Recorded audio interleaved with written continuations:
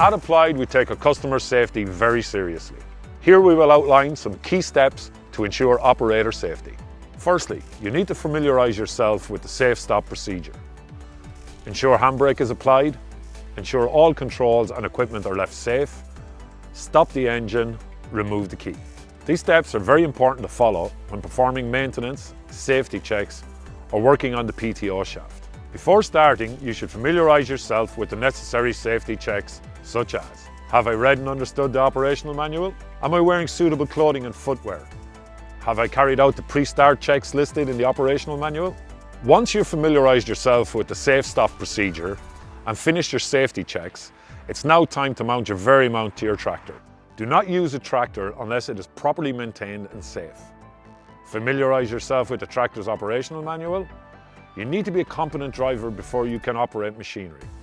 With the tractor running, lower either the front or rear linkage arms, depending on your mounting position, fully down. Mount the quick hitch A-frame onto the lower linkage arms using the correct size category linkage balls and pins. Using the incorrect linkage balls or pins can lead to serious injury. Connect the top linkage arm to the quick hitch A-frame and ensure the frame is vertical by adjusting the top link arm. Always use linch pins to ensure the pins are locked into position. Before mounting the Varimount onto your tractor, make sure to check for bystanders, especially children. Using a slow speed, move the tractor towards the end of the Varimount unit, taking care not to hit the PTO shaft guard. Stop when the quick hitch A-frame is in far enough to link up to the female coupler bracket on the Varimount and ensure the A-frame is parallel to the Varimount's frame. Using the controls, lift the linkage arms until the A-frame is completely inside the female coupler and the locking hook is fixed into place. Always visually check the lock is in the correct position. If using external controls, never stand between the tractor and machinery. Take extra care and never rush. Utilise the safe stop procedure. Always use an overrunning clutch PTO shaft between the tractor and the Varimount, ensuring the clutch is on the tractor side. And mount the PTO shaft onto the tractor shaft, ensuring the shaft is fully in position and clicked in. Then mount the other end onto the Varimount shaft, ensuring it is fully in position.